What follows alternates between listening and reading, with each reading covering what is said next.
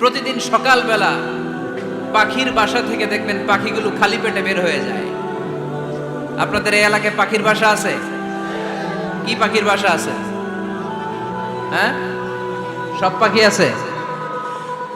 তো সকালবেলা দেখবেন পাখির বাসা থেকে পাখিগুলো খালি পেটে বের হয়ে যায়। বিকেল বেলায় পাখিগুলোর ওদর ভর্তি করে, পেট ভর্তি করে আবার পাখির নিড়ে ফিরিয়ে দেয় কে? কারণ পাখিগুলো তাওয়াক্কুল করেছে কার উপর? পাখিগুলো তাওয়াক্কুল করে যদি পাখির নিড়েই বসে থাকতো, ওদের পেটে খাবার আসতো? কথা বলেন।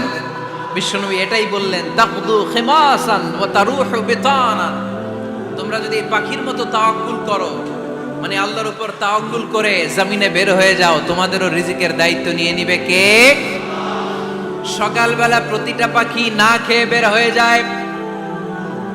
একটা পাখির পেটের ভেতরে কোনো দানা পানি নাই, কিন্তু আল্লাহর উপর তাওয়াক্কুল করে পাখিগুলো যখন বের হয়ে যায়, বিকেল বেলা পেট ভর্তি করে, ওদর ভর্তি করে আবার পাখির নিরে পাখিগুলোরে ফিরিয়ে দেয় কে?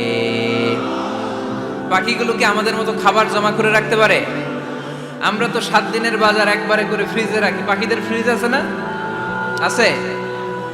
আমাদের অতিরিক্ত টাকা হলে আমরা ব্যাংকে ব্যালেন্স করে রাখতে পারি, অ্যাকাউন্ট করে রাখতে পারি। পাখিরাও তো অ্যাকাউন্ট করে রাখে না? না, প্রতিদিন না খেয়ে বের হয়। কালকে ওই পাখিটা কি খাবে, কোন জায়গা থেকে তার রিজিকের ব্যবস্থা হবে, আল্লাহ ছাড়া কেউ জানে। এটার নাম তাওয়াক্কুল। এটার নাম কি? আমাদের সাধ্যের, আমাদের ক্যাপাসিটি, আমাদের ক্যাপাবিলিটির সবটুকু করে আমরা তাওয়াক্কুল করি একজনের উপর। চিল্লায় বলেন, তিনি কে? এজন্য ইসলাম আমাদেরকে শিখায়, সালাত যখন শেষ, বের হয়ে যাও, কাজে নেমে পড়ো। কাজে কোনো লজ্জা নাই, পরিশ্রমে কোনো লজ্জা আছে? যিনি রিক্সা চালায় এতে তার কোনো লজ্জা আছে? দিনমজুর, কুলি, ঠেলা গাড়ি চালায়, ছোট্ট ব্যবসা করে, এতে কোনো লজ্জা আছে? লজ্জা নাই। খেয়াল রাখবেন, লজ্জা হচ্ছে অলসতায়। লজ্জা কিসে? বিষ্ণু ঈসা ইসলাম বলেছেন, মা আকালা আহাদুন তুআমান কাত্তু খায়রুম মিন আইয়াকুলা মিন আমালি ইয়াদি। নিজ হাতে উপার্জিত খাবারের চেয়ে, অর্থের চেয়ে শ্রেষ্ঠ খাবার পৃথিবীর কোন মানুষ কোনোদিন ভক্ষণ করে নাই। চিল্লায় এখন সুবহানাল্লাহ। শ্রেষ্ঠতম খাবার নিজ হাতে উপার্জিত খাবার। ঘাম ঝরিয়ে যে অর্থ উপার্জন করা হয়, যে ইনকাম করা হয়, এটা হালাল। আর হালাল খেয়ে দোয়া করলে কবুল করে কে? এজন্য খেটে খাওয়া মানুষ, শ্রমজীবী মানুষ আর মেহনতি মানুষদেরকে বিশ্বনবী খুব ভালোবাসতেন।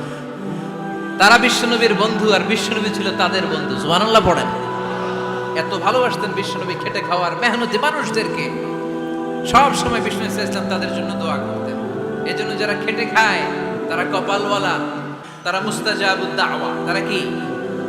মুস্তাজাবুদ দাওয়া মানে এমন ব্যক্তি, যে ব্যক্তি দোয়া করতে দেরি হয় কিন্তু দোয়া কবুল হতে দেরি হয় না।